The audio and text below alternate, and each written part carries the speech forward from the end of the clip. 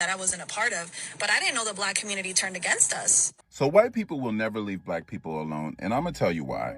White society's obsession with black people isn't new, it's centuries old. If you think about slavery, colonialism, and exploitation, from the start, white wealth in America was built off the backs of black bodies. Sugar, cotton, tobacco, rice. This wasn't just economics, it was a system where white people's very identity was shaped around controlling and owning and watching black bodies. But here's the wild contradiction in all of this, right? While trying to dehumanize us, white culture has always been obsessed with us, right? So I'm going to tell you what's going on in America right now, but most of y'all are not going to like this. We are literally in a let my people go moment. Moses versus Pharaoh. I'm talking about plagues and all. Because after 400 years of oppression and marginalization, the black community rose up in 2020 to demand justice from Pharaoh. It came with a plague called COVID that left over 1 million people dead. Still, we did not listen. Instead, we hardened our hearts. So more plagues have followed. The second plague was the big lie, the loss of truth. The third plague was January 6th, the loss of the rule of law. The fourth plague, the plague of tariffs, the loss of economic stability. And the fifth plague, the plague of ICE raids, the loss of human dignity and decency. I don't want to hear anything about POC solidarity ever again when non-black people of color has shown black people over and over again that they will always show up for that white proximity in those polls. Anti-blackness is one hell of a drug, and white people really have y'all non-black people of color hooked on it. Black Americans do have the right to say that we're minding our own business. Black Americans have done enough. Okay? Black Americans don't have to be the voice for every single group and every other person. And black Americans are allowed to be tired, to be like, you know what? Y'all figure it out. We told y'all what to do. You didn't want to listen, whatever. Blah, blah, blah. Hello brothers and sisters, welcome back to the channel. I'm hoping that you are doing great. From whatever you're watching this video from, as you know, I'm your host and presenter Agent X Stars. Now, there is a huge realization, and the realization is coming amongst white people. What they're learning is that they're learning when it's too late, because they're just starting to get the reality of the side of black Americans. Remember, there is a two side of reality when you talk about America. We have white people's experience in America, and we have black people's experience in America. And this is where we get the base argument of everything. We have two people who live in the United States, but their reality is not the same. The experiences is not the same. At least not now. But when you get to look at the systemic period when black people were exposed to all those kinds of life that they lived, you know what I'm trying to say, they never had the same experience. And then on the other side, we have white people that are having a nostalgia. And the nostalgia is that America was a great country, and now they want America to be made great again. But who do they want America to be, who do they want to help them to make America great? They want black people to help them make America great. Now, this is where the catch is. You want black people to fight to make America great again, but America was never great for black people. Black people on the other side are trying to ask themselves, why are you all folks so much obsessed with us? What's always wrong with you? Like, why are you always getting obsessed with us? We try to warn you. We try to talk to you about all these things. We never shared the same reality. So you thought that we were dumb when we tried to tell you the realities and everything that really happens, right? So you all thought it was a joke until the reality hit you. Now that's when you started to seeing the truth. But the truth of the matter is that no matter how confused you get about what is happening currently in your life, no matter how shaken you become, no matter how fearful you become about what's happening, like the economy and everything that is going on, one thing that stands out is that you had your time. You had your time when you had the power to make things right, but you didn't. But right now you want black people to help you make things right. I mean, I don't think it works that way. Black people have withdrawn, and this is something that they are trying to like understand. How come black people have withdrawn away from us? Why don't they support us? It's because they try to warn you, and since you all lived different realities, you thought that black people were just making things. Black people were just they were just talking. They were not saying the truth. So, brothers and sisters, I want us to watch this video from whatever. I want you to watch this video, and then I'll be back. I'll be sharing my thoughts in regards to this. And if you're watching me for the first time, I'm asking you to please subscribe, like, share, comment, and please just let me know what you'll think about this, right? And as you know, I'm your host and present Tech Stories. But until then, let's watch the video. I'll be back with my thoughts and comments in regards to this. I just came across this video clip and I absolutely love it. This shows you how tired black women are from holding ourselves back. It's about 1.5 minutes long, but these black women were taking these white women clean out. Just watch this video clip. Right? So the reality is, whether you breathe or not, baby, we're the standard.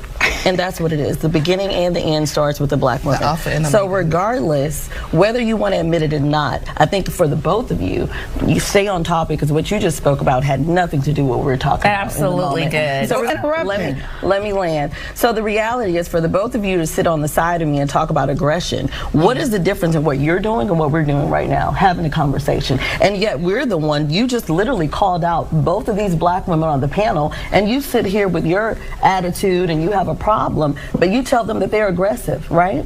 Well, I have a long story with Yolanda. So as a black woman, we're going to talk about history and we're going to talk about facts. So the moment that you realize that, I'm not done. A minute. Lower your voice. Hang on. Black women or black people in general just acting wild and out, dressing like hoes, ghetto ratchet behavior, and people are calling it out, not just white people.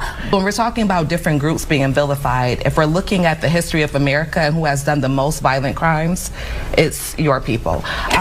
In regards to the way black women are viewed, I'm going to continue speaking, but I'm going to make sure that you're not intimidated right now, are you? I want to make sure you're comfortable, because as a black woman, that's what we have to do in order to have a platform, right? In order to be able to speak uninterrupted, you have to make sure that you make somebody else feel comfortable. So we continue to be the most educated group of people in this country. And if we're looking at this panel, that's also evident. All right, Carmen, let's hear from you. Your thoughts about that. She ain't lying.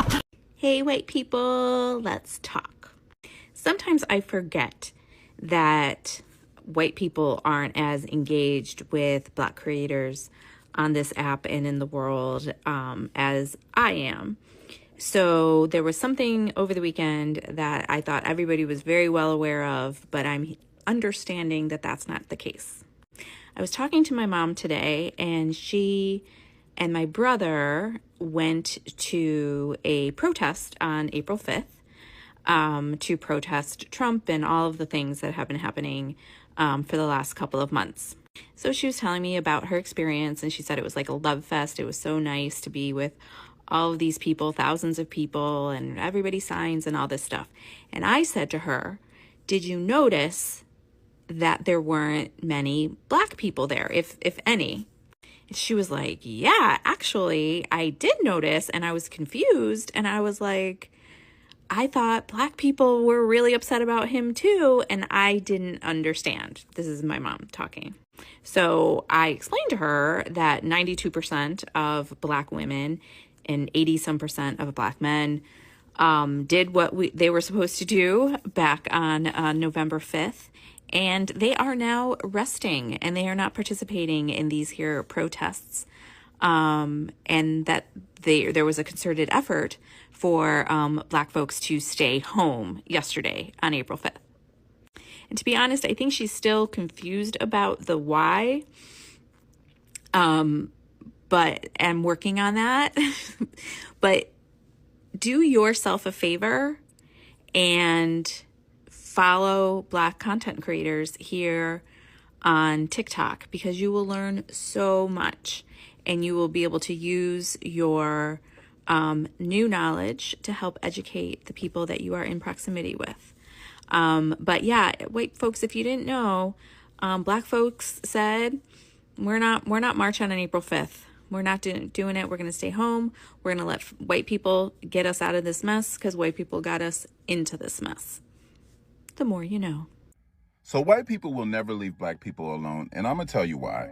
White society's obsession with black people isn't new, it's centuries old. If you think about slavery, colonialism, and exploitation, from the start, white wealth in America was built off the backs of black bodies. Sugar, cotton, tobacco, rice. This wasn't just economics, it was a system where white people's very identity was shaped around controlling and owning and watching black bodies. But here's the wild contradiction in all of this, right?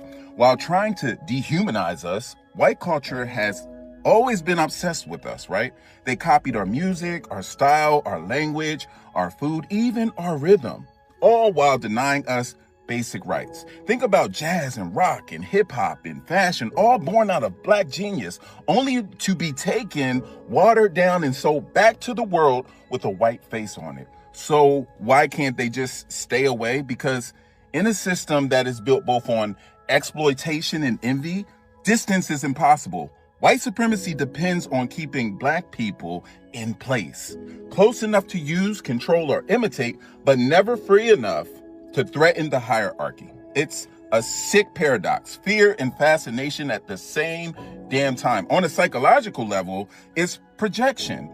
White folks will project their guilt, their fear, and their insecurities onto blackness, and then turn around and crave the very life, culture, and resilience they tried to destroy. It's like they want the sauce, but not the struggle. Now, to be real, not every white person acts like this, but the system, the way whiteness has defined itself against blackness, makes it so this obsession keeps resurfacing. Whether it's over policing or culture appropriation or trying to legislate our lives, it always comes back to the old need to dominate mixed with a quiet desire to be what they can't. So I'm going to tell you what's going on in America right now, but most of y'all are not going to like this. We are literally in a let my people go moment. Moses versus Pharaoh. I'm talking about plagues and all. Because after 400 years of oppression and marginalization, the black community rose up in 2020 to demand justice from Pharaoh. It came with a plague called COVID that left over 1 million people dead. Still, we did not listen. Instead, we hardened our hearts. So more plagues have followed. The second plague was the big lie, the loss of truth. The third plague was January 6th, the loss of the rule of law. The fourth plague, the plague of tariffs, the loss of economic stability. And the fifth plague, the plague of ICE raids, the loss of human dignity and decency. Our economy is shrinking. Our global standing in the world is diminishing. Our rights are being eroded every single day. And it's going to get worse and worse and worse until we listen to the voice of the black community calling for justice.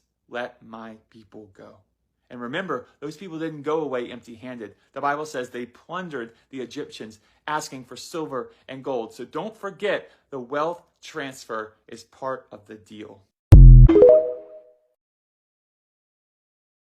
When we speak up, we're aggressive, but when we stay quiet, we're intimidating.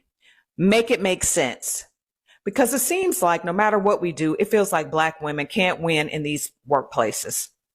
If we assert ourselves, we're too much. If we don't, we're not a team player. And the worst part, this double standard is negatively impacting us. It's keeping many of us stuck, exhausted, and constantly second-guessing ourselves. Listen closely. You and your voice are not the problem. Their discomfort is. I personally I'm tired of trying to make other people feel comfortable. If my confidence and audacity makes you feel uncomfortable, that sounds like a you problem, not a me problem. Caring about your appearance and how you present yourself in the world should never be seen as a flaw. I go to work every single day with my hair and my makeup, and I get comments daily about who am I trying to impress? Who am I trying to be seen by? Don't let me get my nails done because then it's, oh, you got a hot date or something? No, I actually just give a damn about how I present at work. That's all. And the insane part is that people will really try to make it seem like something is wrong wrong with you. And don't let you be like too quiet as well, because that's another thing that really agitates people. When you dress nice, you come to work, your hair is done, your makeup is done, and you don't speak to these people because you just want to clock in and clock out and get your money, they hate it. Because they feel like they should have access to you. And if they don't have access to you, you become some stuck up bitch. No, I like hair. I like makeup. I'm going to be doing this until I'm 75. And I just don't like to talk to people. It ain't personal. We just want to get in, do our jobs, and go home. It's not looked at as maybe we have social anxiety and we do better in more of a peaceful or solo setting. No, we can't be quiet in peace, because it seems as though it sets us up for sabotage. Because we're quiet, it triggers people who feel rejected by us because we're not kissing up to them, or we're not trying to be friendly with them or make friends with them. We keep it professional, we keep it cordial. But like I said, it's not good enough for someone who feels rejected. I want to get this off my chest this morning with MAGA. Do you know why they're like this? Because they're ignorant. They live in rural America. I have family that live in Kansas and Indiana, and you know what? They're the most uneducated victimhood people that you've ever met in your life. They grow up in these bubbles of white America, and they're told since they're born that you're the greatest, you're the best, freedom, bald eagles, America flags, pew, pew, pew, pew, pew.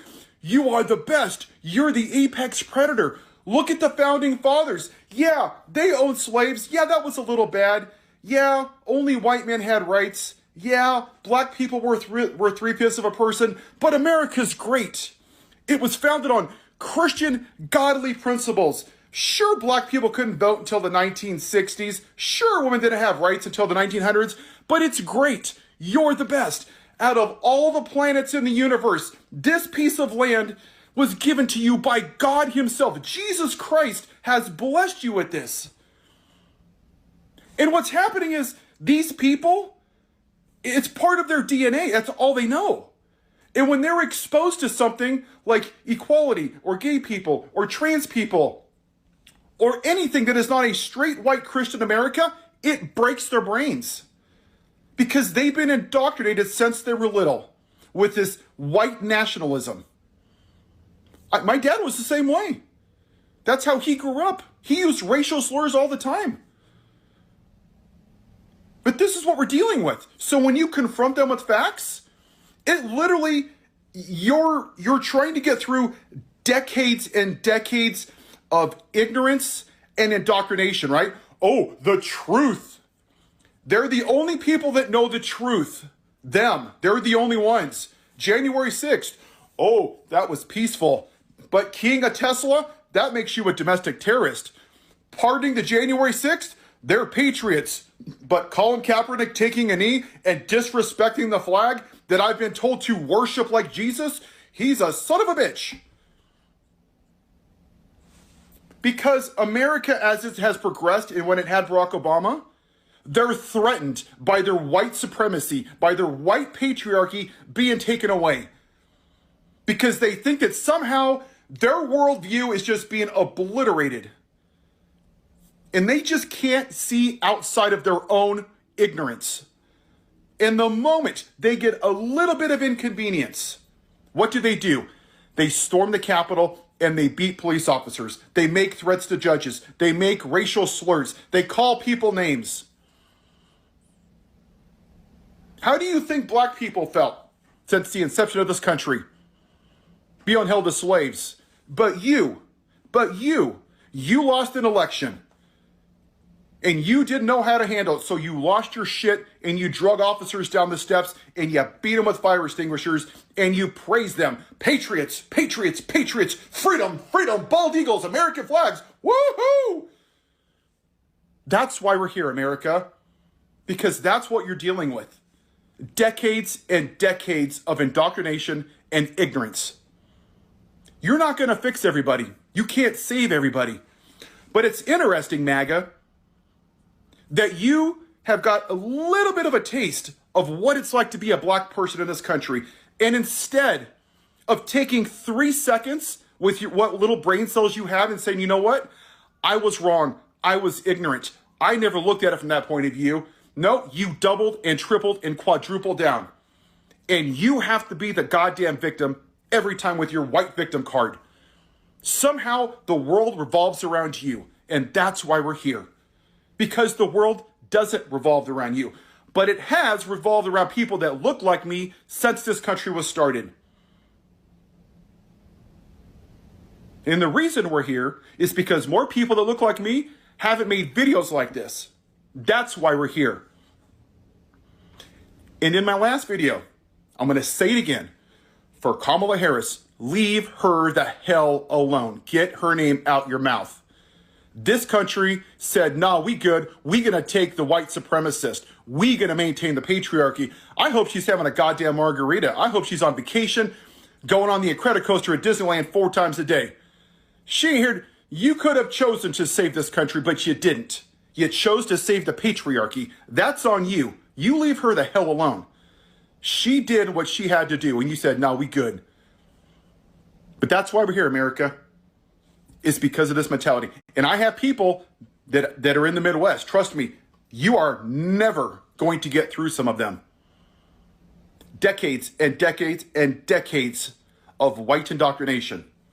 They will never discuss the 3/5 clause. They will never discuss slavery. They will never discuss Black Wall Street. They will never discuss the genocide of Native Americans. They don't even want to talk about Black History Month. Why? Because it takes the focus off of them. Because this country has put the white person at the center of the universe since they were born in a lot of these red states. And then they vote for Republicans to own the libs so they can maintain the white patriarchy. And then they're on SNAP benefits, they're on food benefits, they're barely making it by, but they keep voting against their own best interest. And what happens? Those politicians say, nope, it's not my fault that you're here. It's not my fault that you voted for me and we're last in education, lowest in wages. It's the libs. They're your enemy. That's why we're here. And finally, some of you are feeling a little bit of pain from that. But don't kid yourself. They will vote for Republican again. But that's why we're here, America. That's just the hard, cold truth. And at some point, we have to decide, do we want to keep fighting this white patriarchy? Do we want to keep fighting this political civil war? Do we want to have actual change? Or do we want to just secede from the states and say, you know what? Y'all want to own the libs? Then go do it. Go start the Confederacy again. Go bring Robert E. Lee from the grave and put him up on a pedestal, because that seems what some of you people want. You seem to just want to live in the Confederacy. Then have at it. But don't drag down the good people in your states with you because of your ignorance. Have a good day. I don't want to hear anything about POC solidarity ever again when non-Black people of color has shown Black people over and over again that they will always show up for that white proximity in those polls. Anti-Blackness is one hell of a drug, and white people really have y'all non-Black people of color hooked on it. Black people continue to show up not only for ourselves, but for other people of color and for even white people in general. We want to see progress and change for everybody in this country, positive change. Yet no one stands up for us. It's insane. And now, since Black people are opting out, we're like, nah, we're staying home, nah, we'll show up and vote, but y'all got that in the streets. Now y'all want to act like we don't contribute. Now y'all want to act like we don't care. Now y'all want to act like, oh, but ICE is also targeting you guys. We've been targeted since this country was fucking conceived. I don't want to hear it. Black people have always been getting by law enforcement. And now you guys only care because it's affecting other communities. Y'all didn't care when it was our children. You guys didn't care. And it's so sad to see, because I used to advocate for POC solidarity, because if we are all being discriminated against, why should we not stand up for each other? But y'all will show us time and time again that your anti-Blackness is stronger than your want for change, even if that change would benefit you guys. So Black people, if y'all are watching this, continue to rest, continue to protect your peace, but that doesn't mean that we're not going to vote anymore. We're just not going to be at the forefront out of a fight that we didn't ask for. Love you guys. So I just seen a video, right? So white guy, seemingly intelligent white guy, was talking about the response between different racial groups, specifically the white community and the black community. He is putting emphasis on how historically in times like this, how we have always reacted differently from the white community. He is noting, which he is right, that we as a people are very indifferent about the things that are going on right now. We have been fighting and we have been advocating against this machine for years, decades. I mean, before my existence. And now we're at a point to where things seemingly looks irreversible. Or we have washed our hands with this. And there are whites that are fighting, righteously so. There are whites that are fighting for the core values and principles that this nation was supposedly founded on. There are people that still believe in America and the foundations of that. Us as a whole, we have never really seen many benefits from that. So that's why we are indifferent. Spiritually, it's obvious that black folk are very spiritual folk as well, which is why we also move differently collectively as well. We know that the foundings of this nation, it was founded by an entity. And we're not talking about physically, we're talking about spiritually. There was a certain mindset that was being utilized when this foundation was created. That entity spiritually still exists. I need y'all to understand, an entity that we have had to fight perpetually, at least over the last 400 years. So we see it differently because of that. We know spiritually what we're up against. We know what that means for our existence. We know what y'all are finding out and experiencing for the first time. I know it's a shock to y'all. We have learned to not only survive, but thrive in this type of climate. Compartmentalizing and shrinking as a survival strategy, I think it's so harmful and unhealthy. My last role, a VP role, I was on the receiving end of a lot of hostility. I was in charge of leading inclusion initiatives and diversity initiatives, and I was often one of the few, if not only, non-white people in the room when I was having these conversations about why it was important for us to do a certain training, to be mindful of our language, have consequences for people that were acting in problematic ways. And people would question that or push back on that or have me explain that. And a lot of the times it felt really dehumanizing to have to do that, to explain why it's not okay to be racist or sexist. I couldn't just roll my eyes every time someone said something wild, right? I had to be professional. Instead, just like silence myself or compartmentalize. When I wrote my play, the first time the actors read my play at a table read, so the first time I heard it brought to life, we took a break and I stepped out and I just cried so much because I thought that I was suddenly like really feeling a lot of the emotions that I kept bottled up inside. And I think that there are a lot of women in the workplace, Black women, women of color especially, who the only way they can survive is to stay silent or to compartmentalize, but those feelings have to go somewhere. We can't just keep them bottled up inside. Dark-skinned Black girls can be introverted in peace because people swear you a stuck-up bitch that thinks she better than. Because this is actually a valid take. When you happen to be dark-skinned and quiet, people that associate you with being stuck up or rude are subconsciously playing into stereotypes that Black women have to be loud and actually have to be social and chatty. Culturally, there is this expectation that because you are a Black woman, you are supposed to be somewhat loud or even obnoxious. And because you don't cater to that expectation, you being quiet or introverted is somewhat associated with you being rude or judgmental and stuck up because you don't acquire to the regular stereotype. It's interesting because despite diversity extending onto physical appearances, there still seems to be its limitation when it comes to the personal expressions of others mentally, and that includes people's personalities. All because you are Black and you are quiet, or at least don't tend to be the most socially outgoing, it doesn't mean that you are stuck up. And people that promote this perspective are inherently displaying stereotypical mentalities towards Black people. When the rest of the world is asking Americans why they're not protesting, why haven't we like blazed out the Capitol yet, let me explain, okay? What's happening in America, if you don't know, if you're new here, so black people have decided to sit this out.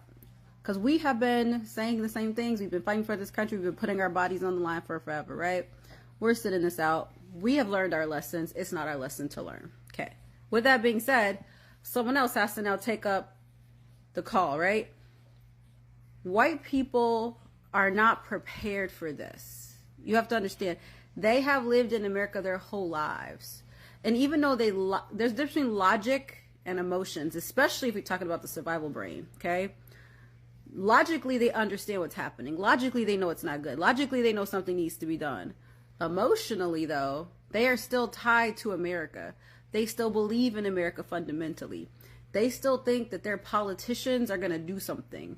They think if they make enough phone calls, something will happen. If the politicians were going to do something, they would have never let him in the first place. None of his cabinet picks would have gone through. They're not doing anything for us. They're not going to. But white people have got to fully embrace that. And they have to see America for what it is. And I don't know if a lot of white people are ready to fully, clearly see the narcissist in its full form. Because if you've ever been in a relationship with narcissists, I have. I was with a narcissist for 18 years. When you first recognize that they're a narcissist, you logically know it. You understand it. You know something's off and wrong. But to tie it to this person who you have seen in different light, because no abuser is abuser 100% of the time, right? Otherwise you wouldn't mess with them. So then you get stuck with this intermittent schedule of reinforcement from your abuser where you're like, they're bad, but are they that bad? And maybe, they're bad in this way, but maybe they won't do this. It's the same person, okay? The same politicians who let all his cabinet picks go through are the same politicians not doing nothing right now. And they're not going to. It's too late. So unless y'all get real angry, real active very quickly, see, white people, y'all have not ever had to be angry before like this. Y'all have never had to get active before like this. At the point in time where I see somebody asking on the comment section, can we do our protests during the weekend because they don't have PTO to take off and they need to pay their bills? You're not going to have a house to have bills to pay for. You're going to have a job to call off on. I don't think y'all understand the extremity of the situation. This is not going to be a peaceful protest type of situation. And the sooner, I am not condoning violence in any way, but because of what that side is going to do, that is what it's going to lead to, okay? Read a history book. Look up the civil rights. We didn't get our rights by marching along with signs singing "We will overcome." No, no, no, no, no. That is not how that happens, honey. So if you are white and you're watching this, you need to phone 5 friends. That's your homework. Phone 5 friends and get them real angry, because that's the only way. Y'all know how y'all got on those Zoom calls for Kamala? Y'all need to do that. Y'all need to start a Zoom call for getting active, because this woe is me, somebody come save me, it's not happening. As Kendrick Lamar said, welcome to the real America, honey. This is America.